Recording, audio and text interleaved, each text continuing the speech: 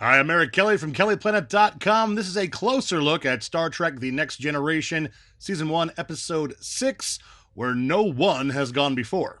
Okay, before we get into anything, this shot was used to open the second half of the first episode, Encounter at Farpoint, though they removed the planet from this one. And as was done with a bunch of first season TNG stuff, the original series is referenced. This title comes from the first aired episode of the original series, Where No Man Has Gone Before, from 1966.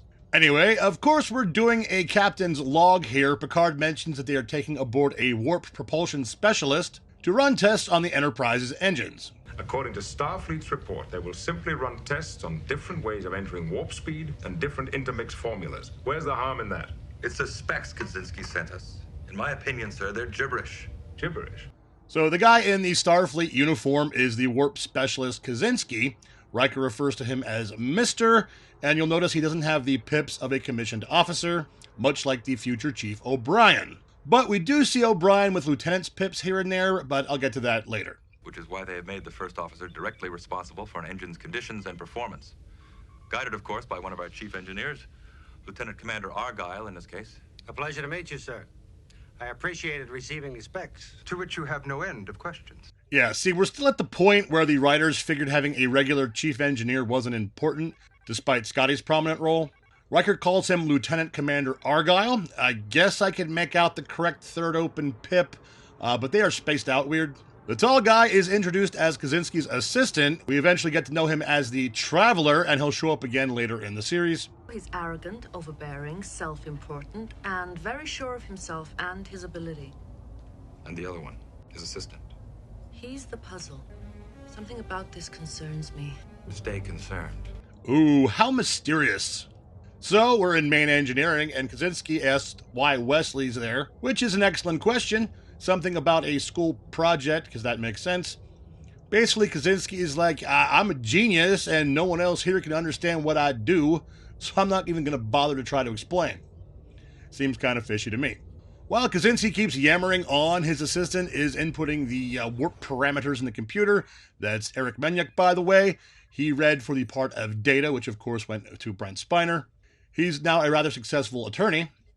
And also, of course, Wesley is the only one who totally understands what's going on because he's Wesley. You ready? We are. Engage.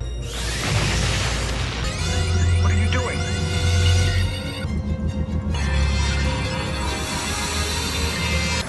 Captain, we're passing Warp 10. Okay, I have to stop it here. This is obviously not going as intended. The assistant guy is phasing in and out, and LaForge says they just passed Warp 10, which at this point should be impossible. Yeah, the original series Enterprise did that, but they changed the warp scale since then. Warp 10 would mean that you're occupying every point in space simultaneously. Maybe this isn't in canon yet.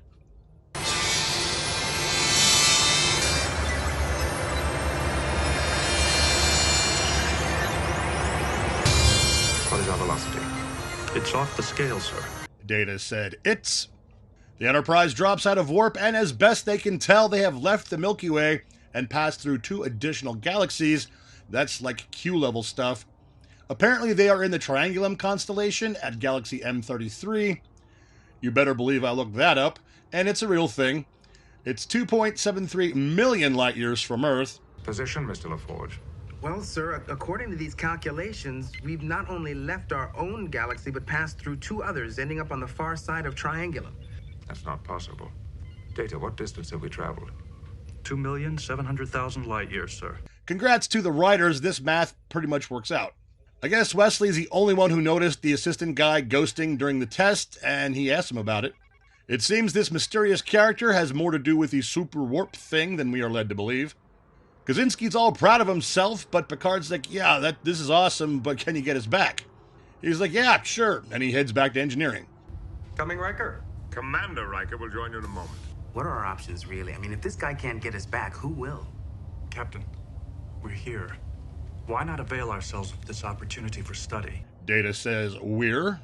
Instead of sticking around to check things out, it is decided to try to repeat the test and get back home. This time, Riker notices the funky stuff going on with the assistant guy, and the Enterprise goes into super warp again, and now they are at an even weirder place. I'm getting some Star Trek V vibes here. Captain's log. Our present position puts us at over 1 billion light years from our galaxy. Wow, that's really far. So a Klingon targ appears on the bridge out of nowhere for some reason, and there it goes again. Oh, there's a cat. Oh, Picard's going through some Twilight Zone stuff. What the heck is going on? Apparently that was Tasha's cat from back in the day. So there's all kinds of weird stuff appearing all over the ship, including Picard's mom, who we find out more about in the show Picard. This can't be. You've been... Dead, but I'm always with you. You know that. Yeah, it turns out that she unalived herself when Picard was younger, so this is kind of surreal. Now we're at Red Alert, and Assistant Guy isn't doing so well. Everybody has figured out that Kaczynski's full of crap by this point, and Assistant Guy has been behind it all along. Wesley figured this out a while ago. Who are you? Or what? I am a traveler. There is no specific place I wish to go. Then what is the purpose of your journey? Curiosity. All of this gets pretty heady. Assistant Guy, who we know as the Traveler from now on, explains to Picard that thought is the basis of reality, and he can focus thought to be so powerful as to explain how they are millions of light years from where they started.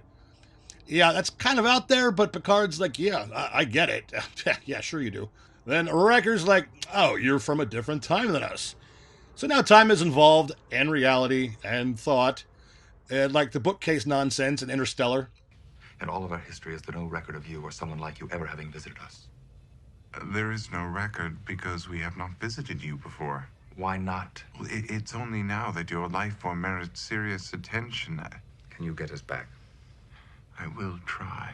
Before they get to it, the Traveler tells Picard that Wesley is special, and his abilities must be allowed to develop naturally, and neither Wesley nor his mother should be made aware of this. This all comes back in Season 7. Captain's log. A principal part of this warp formula will be the thoughts of everyone aboard the Enterprise. We have no idea exactly how this works. Yeah, I have no idea either. Here we go with a third attempt to try to get home. They go to Red Alert again. I thought they have been at Red Alert for quite some time. Can I help you, sir? No. Let's help all of us. General Quarters, Red Alert. Yep, Picard ordered Red Alert right after the scene with his mom. They go to warp, but it's not enough. But with the power of Wesley and his awesome sweater, the Traveler makes the warp core go all wonky again, and then he disappears. Warp 1.5, sir, which is what my instruments have read all along. And our position reads exactly what it was before this sleigh ride began, sir. Yep, they're back home. Picard calls Wesley to the bridge, and he wants him to sit in the captain's chair. That's weird. But Riker points out that regulations state that only commissioned officers may sit in that chair. Right. Captain's log, stardate 41263.4. For outstanding performance in the best Starfleet tradition, Wesley Crusher is made acting ensign with the duties and privileges of that rank. So we're 6 episodes in, and Picard gives Wesley a field commission of acting ensign. Wow. He's like 14. There's got to be a lot of pissed off adults on board who are now all of a sudden his subordinates. Sir, I'd like to sit here for a while. I'll tell her later.